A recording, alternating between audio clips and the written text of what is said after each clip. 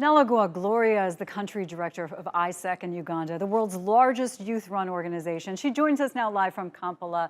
Nalugwa, is this a rare case of young people, in this case young women, petitioning leadership to be able to return to their studies and then winning? This must feel like a victory to you.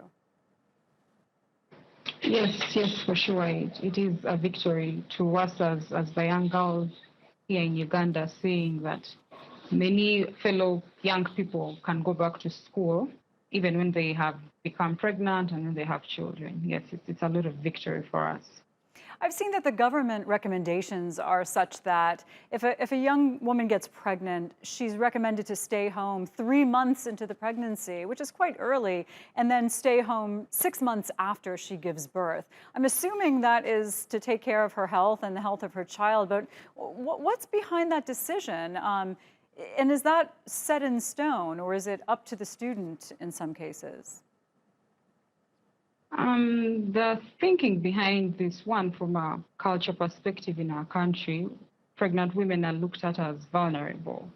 So them being in a setting like a school does not allow the school system to run normally because of the child who is very vulnerable and at the same time is pregnant. So that is one of the reasons, but also the stigma that other children will bring about because of the child who is pregnant, because of their classmate who is pregnant, and yet for them it's not a usual occurrence to them.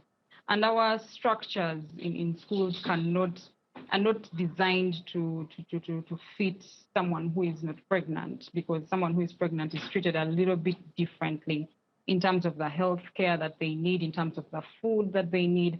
So all these different things do not allow the school system to run normally if they had a child in school. So that is why the government has put such rules in place, because we cannot afford it, for example, to have a child in school who is pregnant, for example. What about the rate of teen pregnancy in Uganda? The UN describes it as staggeringly high, with 1 in 4 young girls between the ages of 15 and 19 either pregnant currently or already mothers. How do people feel about that? And because of that high rate, is that stigma that you mentioned starting to change? It is high, yes. The numbers are quite high, and because of the pandemic, they have really skyrocketed in families, in the society. One district can have about 4,000 girls pregnant. And right now we have a divide, of course, in the generations. We have the older generation, we have the younger generation.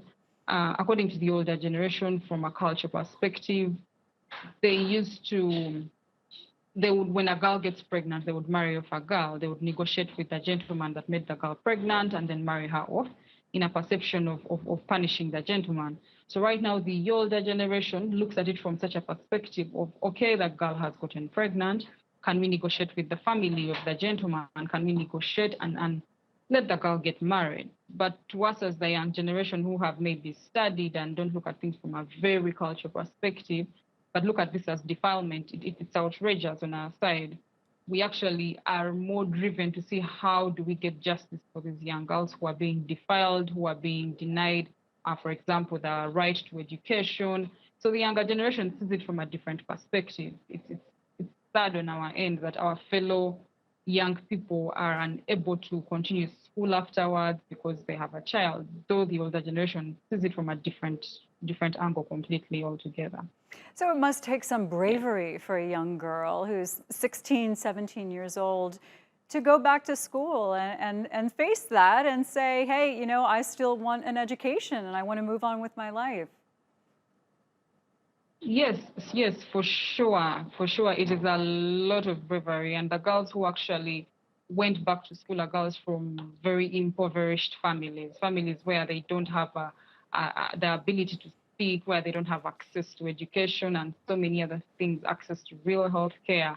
So those girls who stood up for themselves really, really were very confident, more confident than what any of us would actually do, because they come from places that don't exactly have all the facilities for them to be able to advocate for themselves. So it's quite a lot of bravery, a lot of it. Nalugwa, thank you for the work you do.